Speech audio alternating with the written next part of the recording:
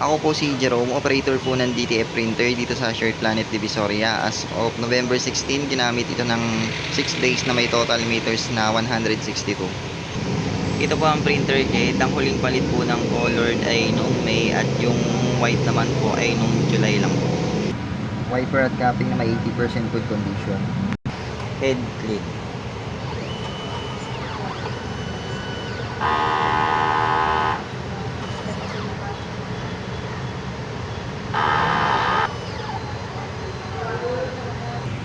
Punasan ng wiper after head clean. Ito po ang nozzle check. Buo naman po. Ink system, tama lang ang level. Waste tank nakaka-dispose lang kahapon. Ito po ang ABR at wala po kaming ground wire. Ito po yung stocks ko ng mga inks. Enyos ink. DTF film at wala na po kaming powder. Kulang po yung pinadala. Production log. Checklist.